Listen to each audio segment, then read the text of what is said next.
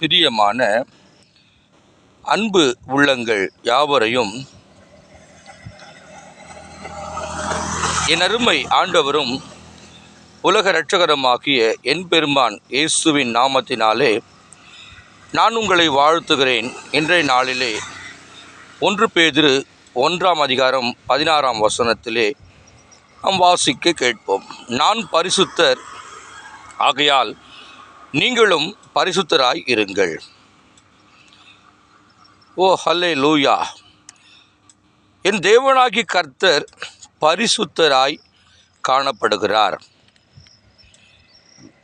அவருடைய வார்த்தைகள் பரிசுத்தம், அவருடைய பார்வைகள் பரிசுத்தம், அவருடைய கரங்கள் கால்கள் பரிசுத்தம், அவருடைய இருதயம் பரிசுத்தம். எனக்கு அருமையான அன்பு உள்ளங்களே, அவருடைய உடை பரிசுத்தமானது. ஓ ஹல்லேலூயா! அந்த உடையை பெரும்பாடுள்ள ஒரு ஸ்திரீ தொட்ட உடனே, ஓ எனக்கு அருமையான தேவ பிள்ளைகளே, அந்த உடையை தொட்ட உடனே அவளுடைய உதிரத்தின் ஊறல் நின்று போனது. என்ன காரணம்? அவர் பரிசுத்தர், அவருடைய உடையும் பரிசுத்தமாய் காணப்படுகிறது. ஆகையினாலே அவரை விசுவாசிக்கிற நாம் பரிசுத்தராய் காணப்பட வேண்டும் என்பதுதான் கர்த்தர் விரும்புகிற காரியம்.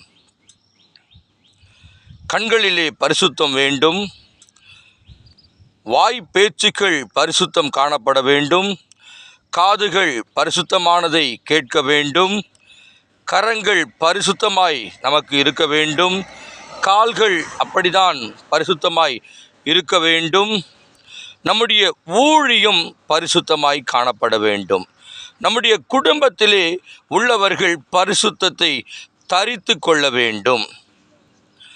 நாம் முதலாவது பரிசுத்தத்தை தரித்து கொண்டு இருப்போம் என்று சொன்னால், ஹல்லேலூயா, நம்மை பார்க்கிறவர்கள் நாம் அவர்களுக்கு கற்றுக் கொடுக்க அவசியம் இல்லை.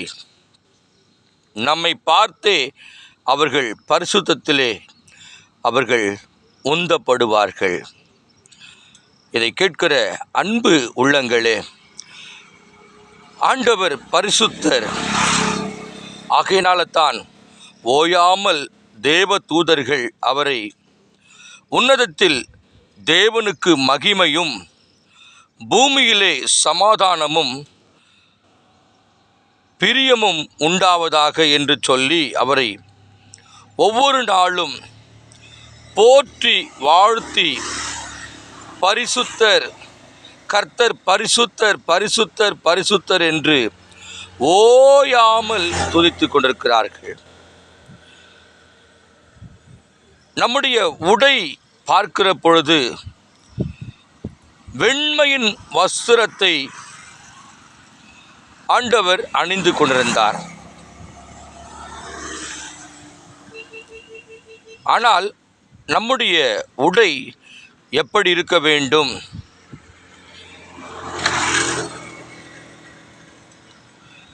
என்பதை நாம் சற்றே சிந்திக்கிறவர்களாய் காணப்பட வேண்டும். உடை